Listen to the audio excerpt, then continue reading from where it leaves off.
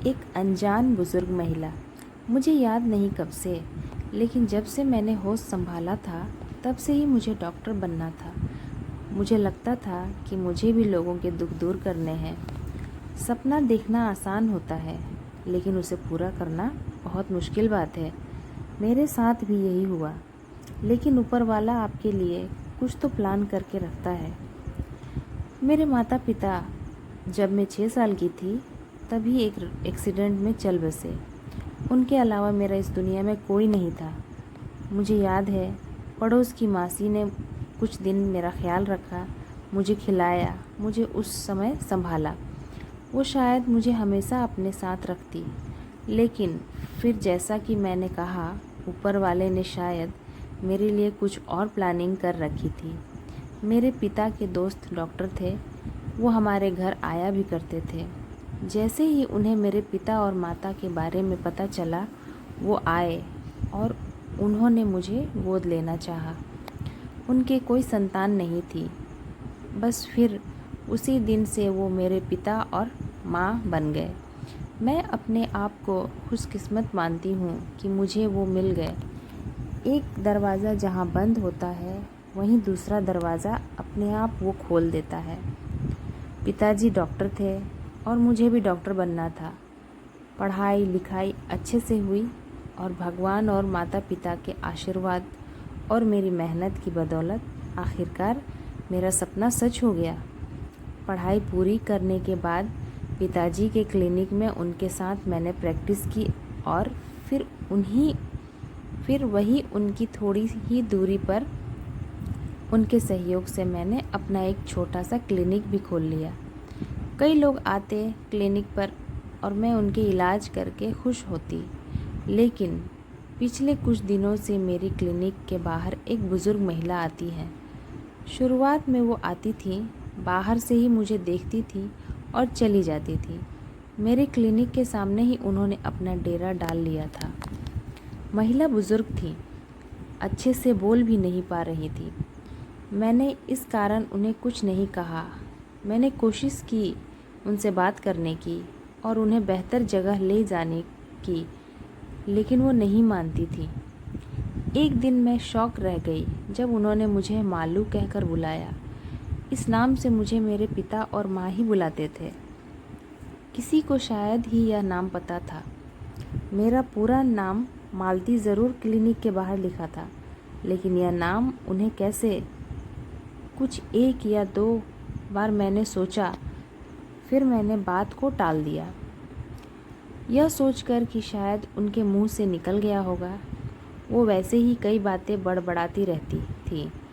मेरे आते और जाते समय वो बड़ी प्यार भरी नज़रों से मुझे देखती थी, लेकिन जैसे ही कभी मैं उनके पास जाती, वो नज़रें चुराकर दूर होने लगती।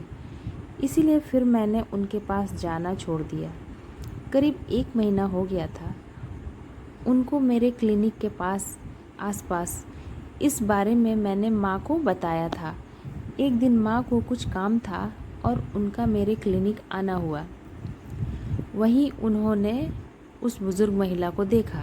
देखकर उन्होंने उस समय कुछ नहीं कहा, लेकिन मेरे घर जाने के बाद उन्होंने कहा कि उनकी शक्ल जानी पहचानी सी लग रही है।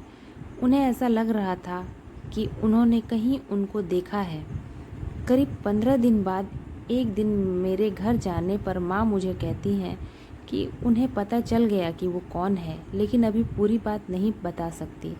मैंने कहा, कौन है? आप उन्हें जानती हैं क्या? वो मेरा नाम भी जानती है। उन्होंने मुझे मालू कहकर बुलाया था। कौन है वो? माँ ने कहा कि अभी नहीं, पर बहुत जल्द मैं तुझे बता दूंगी कि वो कौन है। अब मेरे मन में भी विचार आने लगे कि वो कौन है, आखिर इस हालत में कैसे आ गई। अगली सुबह हमारे घर पर मासी आ गई। मासी को माँ ने बुलाया था। आते ही मासी ने उनसे मिलने को कहा। अभी तक मेरे समझ में नहीं आ रहा था कि यह क्या हो रहा है। हम तीनों क्लिनिक गए। मासी ने देखा और माँ को कहा कि हाँ, यह वही है। दोनों उनके पास गए। उनको आता देख वो दूर जाने लगी, लेकिन मासी ने उन्हें उनके नाम से बुलाया। बिमला बहन रुको। अपना नाम शायद उन्होंने बहुत दिनों के बाद सुना होगा। मासी ने उनका हाथ पकड़ा। वो फपक फपक कर रोने लगी। मासी ने कहने पर पहली बार वो क्लिनिक में आई, अंदर बैठी। पहले से अच्छी लग रही थी, बात भी कर रही थी, रोते भी जा रही थी। लेकिन मुझे अभी तक समझ नहीं आया कि आखिर वो महिला है कौन, जिसे मेरी माँ और बचपन की मेरी पड़ोस वाली मौसी जानती हैं। माँ जब उनसे बात कर रही थी तब मैंने मासी को बुलाया और पूछा कि आप तो बता दो यह कौन है। मासी ने बोला, तुझे याद नहीं? शायद नहीं होगा, छोटी थी तू उस समय, बचपन में देखा था। उसके बाद कहाँ देखा तूने? यह तेरी मामी है। याद है जब तेरे माँ बाप गुज़र गए थे तब आस पड़ोस मोहल्ले वालों ने कहा था कि तुझे किसी रिश्तेदार के यहाँ छोड़ दूँ। हालांकि मैं नहीं चाहती थी, लेकिन फिर मैंने सोचा कि मेरे पास रहकर क्या मिलेगा, तेरा भविष्य बन जाएगा अगर कोई मिल जाए तो। तेरे एक ही मामा थे, तेरे नाना का ज़मीन जायदाद सब था, लेकिन तेरी माँ ने अपने पसंद से शादी की, जिस कारण उन्होंने उनसे रिश्ते तोड़ दिए थे। जब मैं तुझे लेकर उनके पास गई तो तेरे मामा तो तुझे देखकर पिघल गए थे, लेकिन तेरी मामी ने साफ मना कर दिया कि हमारा इससे कोई रिश्ता नहीं। तुझे याद है उस दिन मैं तुझे ले गई थी? मासी ने मुझसे सवाल किया। मुझे याद है, धुंधला सा, मैंने कहा। समय कभी एक सा नहीं रहता। आज इनके सगे बेटा बहू ने इन्हें घर से निकाल दिया।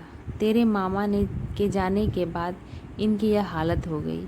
शायद इनको अपनी की उस गलती का अब एहसास हो रहा है। बुरे समय जब आता है तब एहसास होता है कि कभी भी घमंड नहीं करना चाहिए। यह कभी भी किसी के भी साथ हो सकता है। इसलिए तुझे ढूंढते ढूंढते यह यहाँ तक आ गई तेरे पास। मुझे पता था इनके बारे में खोज खबर मिलती रहती थी। तेरी माँ को भी मैंने बताया था, इसलिए उन्होंने मुझे फ़ोन किया यहाँ आने को। उन्हें लगा कि यह वही है। उनको देख मुझे ज़रा भी गुस्सा नहीं आ रहा था। पता नहीं क्यों अपनापन पैदा हो गया था। उन्हें लगा था कि उनसे गलती हो गई थी। अब जाकर उनकी आंखें खुल गई थी।